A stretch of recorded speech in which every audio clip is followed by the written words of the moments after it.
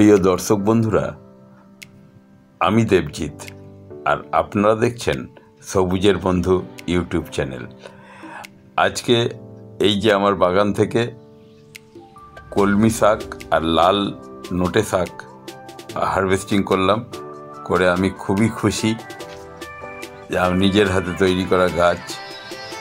এই যে এটা দেখাচ্ছি, এই যে গাছটায় কলম করেছিলাম, এটা জামরুল গাছটা কলম করেছিলাম, সে কলমের ভিডিও আপনাদের দেখিয়েছি। এই দেখুন তার চারা, এই চারাটা এই দেখুন গজি ফেলছে। আর এই চারাটা আজকেই প্রথম ছাদে নিয়ে এলাম, এতদিন ছাওয়াতে রাখা ছিল। তো দেখুন কিভাবে কত সুন্দরভাবে শেকড় ছেড়েছে গাছটা। তো এই গাছটা এই টবেতেই এইখানেই থাকবে, আশা করি এই টবেতেই ফল আসবে। আর এইখানে দেখাচ্ছি একটা, দেখুন ছোট্ট বট গাছ সবুজ ট্রেতে, এটা আজকে থেকেই বনসাই করার জন্যে রোপণ করেছি। আজ চলুন একটু দেখিয়ে নিই বাগানটা আমার। এই যে দেখুন এইখানে একটা ওই জামরুল গাছের আর একটা কলম রেখেছিলাম, দেখুন কত সুন্দরভাবে গজি ছাড়ছে। এই গাছটাও এখানেই থাকবে, আশা করি এখানেই ফল দেবে। তো এই বেগুন গাছ সঙ্গে রয়েছে, ওই টবেতেই রয়েছে আনারস গাছ, এটাও দেখেছিলেন আপনারা। আবার দেখাচ্ছি, বেগুন গাছে ফল হয়েছিল, প্রথম ফল হনুমানে এসে খেয়ে গেছে। তো রামের ভক্ত প্রথম ফলটা গ্রহণ করেছে, এতে খুবই খুশি আমি। তো এই যে বেগুন গাছগুলো রয়েছে দেখছেন, এই বেগুন গাছগুলোতেই এই বেগুনটা হয়েছিল, খেয়েছে। ওরা তো খায় না পুরোটা, একটু একটু ফেলে দেয়। ওই যে কাটা অংশটা দেখলেন, ওখানেই গাছের গোড়ায় দিয়ে দিয়েছি, সার হয়ে যাবে। এটা হচ্ছে লাল রঙ্গন, প্রচুর ফুল আসছে। এই একটা রঙ্গন, এটা হচ্ছে ফার্স্ট লাভ, এটা হচ্ছে সেই আমার কাগজ ফুল বা বোগেনভেলিয়া। আর এইগুলো হচ্ছে বেগুন গাছ। এই যে সামনে যে ট্রেটা তৈরি হচ্ছে, এই ট্রেটাতে এবার আমি সমস্ত যেসব শাক, লাল নোটে শাক, সবুজ নোটে শাক, কলমি শাক, এসব দেবো। এইটা বরবটি কড়াইয়ের এখানে একটা ছোট পালা পুঁতে দিয়েছি, তাই পালাতেই ধরে হবে, ডালাপালা। তো এর মধ্যেই রয়েছে এই যে একটা আনারস গাছ, প্লাস তার সঙ্গে রয়েছে পুঁই শাকও প্রায় খাবার মতো হয়ে গেছে। এই দিকেরটা তো ছোট, পাশের গুলো বড় হয়ে গেছে, খাবার মতো হয়ে গেছে। এটা একটা বেলি ফুলের গাছ, আপনারা তো দেখেছেন আমার ভিডিও এর আগেও। এইগুলোই আজকে হারভেস্টিং করে নেবো, কারণ এর ভেতরে একটা বেলি ফুল আছে, ওটা বাড়ছে না। আর এই যে দেখুন অ্যারিকা পামের সঙ্গেই আমি দিয়ে দিয়েছিলাম আর ওই কলমি শাকের দানা। তারপর এইখানে দেখুন নোটে শাক, এই ঢ্যাঁড়স গাছের সঙ্গে দিয়েছে। এইটার ভেতরে একটা লঙ্কা গাছ আছে, এই দেখুন লঙ্কা গাছটা বাড়তে পারছে না। তো এক টবে আমি বলবো আপনাদেরকে, এক টবে এরমভাবে দেবেন না, তাতে করে সবাইকে সুখী করতে গেলে কেউই সুখী হয় না। মানে দুটো গাছকে কেউই টাইমে আপনি তুলতে পারবেন না। লঙ্কা গাছটা যেমন দেখছেন বাড়ছে না, এটা এখন হচ্ছে। এই দেখুন সবেদা গাছের সবেদা এসেছে, এইখানে তিনটে, এখানে একটা, প্লাস আবার এই দিকে দেখুন দুটো সবেদা ফুল সেট হয়ে গেছে। তো এই যে এই অ্যারিকা পামগুলোর সঙ্গে এই যে এগুলো রয়েছে, এইগুলো আজকে হারভেস্ট করে নেবো। ঢ্যাঁড়স গাছগুলো সঙ্গে যেগুলো রয়েছে সেগুলো হারভেস্ট করবো। ঢ্যাঁড়স গাছেও ফুল আসছে, এই যে দেখুন কুঁড়ি এসে গেছে। তো সেই জন্যই এইগুলো সব আজকে হারভেস্ট করব। চলুন হারভেস্ট করি এগুলো। আর এই ঢ্যাঁড়স গাছগুলো একটু লেটে বসিয়েছি, তার জন্য একটু ছোট। তো 2-5 দিন 10 দিনের আশপাশে সবাই ফলতে আরম্ভ করবে। তো এইভাবে আপনারাও বাগান করুন, বাগানের দিকে একটু করার রাখুন, শখ রাখুন। বাগান করলে নিজেদের মনও ভালো থাকবে, আর বাড়ির সবজি কিছুটা এখান থেকেই তুলে ফেলতে পারবেন যদি সবজি বাগান করেন। আর ফুল বাগান করলে ঠাকুর ঘরের ফুলের প্রয়োজনও মিটে যাবে। তো এইভাবে চলুন। এই দেখুন, আমি আস্তে আস্তে এই গাছগুলোকে, কলমি শাক গাছগুলোকে তুলে ফেলছি। তো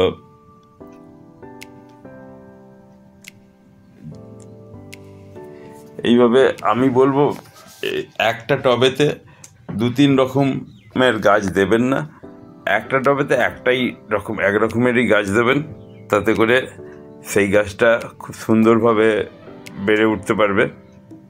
না হলে এই যে আমার এই কলমি শাকগুলো কেটে কেটে খেলে আবার হবে, জানেন তো, কিন্তু এখন এইখানে তো আর রাখা যাবে না, তাই তুলে ফেলতে হচ্ছে, একবারেই তুলে ফেলতে হচ্ছে। সেই জন্য আবার একটা ওই যে দেখালাম ট্রেটা করেছি, ওই ট্রেটাতে আবার নতুন করে কলমি শাক, পুঁই শাক আর লাল নোটে, সবুজ নোটে এইসব এতে বুনবো। আবার সবুজ নোটেটা হয়ে গেলে সেখানটায় একটু ধনে পাতা দিয়ে দেবো। এইভাবেই ওইটার ওপর শাক পালার মতোই করব। তো চলুন আস্তে আস্তে এগুলো হারভেস্ট করে নিই, দেখা যাক কতটা কি হয়।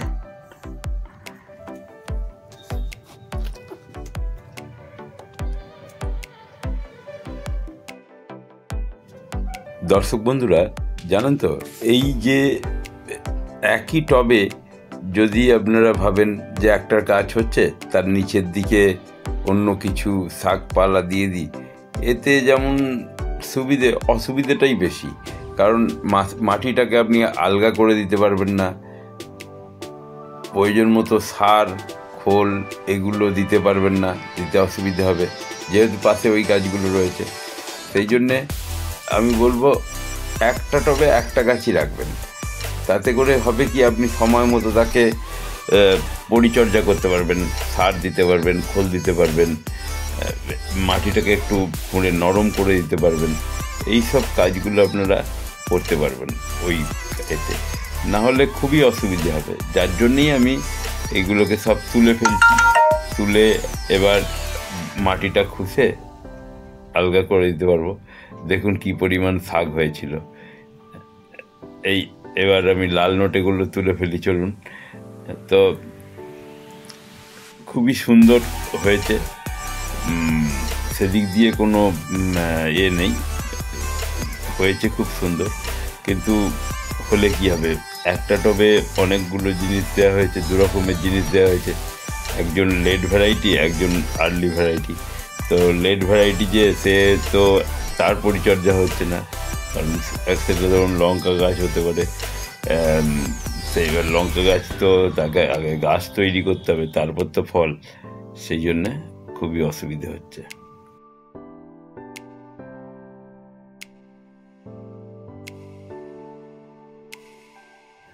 হ্যাঁ দর্শক বন্ধুরা, আজকে হচ্ছে কোজাগরী লক্ষ্মী পুজো, আর এই সময়ে তো আপনারা দেখতেই পাচ্ছেন ওয়েদারটা এখনও পর্যন্ত ঠিক হয়ে ওঠেনি, মেঘাচ্ছন্নই রয়েছে।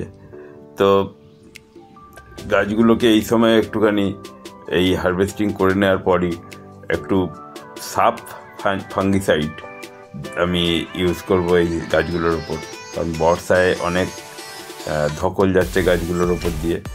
তো সেই জন্য সাপ ফাঙ্গিসাইডটা আমি একটু ইউজ করব। আর এটার মধ্যে আছে কার্বনডাইজিপ অ্যান্ড ম্যাঙ্কোজেব, এই দুটোই ফাঙ্গিসাইড, একটা কন্ট্যাক্ট, একটা সিস্টেমিক, যার জন্যে গাছগুলো খুবই ভালো থাকবে। এই বর্ষার ধকলটা যাচ্ছে তো, গোড়া ফোড়া পচা এইসবগুলো থেকে গাছকে অনেকটাই প্রোটেক্ট করবে। সেই জন্যে এই হারভেস্ট করার পরেই আমি ওই সাব ফাঙ্গিসাইড স্প্রে করে দেবো সমস্ত গাছের ওপর। এই দেখুন আমার এ গাছ, পুঁইশাক গাছ দেখলেন কত বড় হয়ে গেছে খাওয়ার মতো। তো এই যে দেখুন লাল নোটে শাকটা কতটা পরিমাণ হয়েছে দেখুন। তো একবারে ছাদেতেই ধুয়ে নেবো, ধুয়ে নিয়ে তারপর নিচে নিয়ে যাব। তো দেখুন এইভাবে করবেন, মানে নিজের হাতে তৈরি আনাজ হলে তো খুবই মনটা আনন্দ পায়।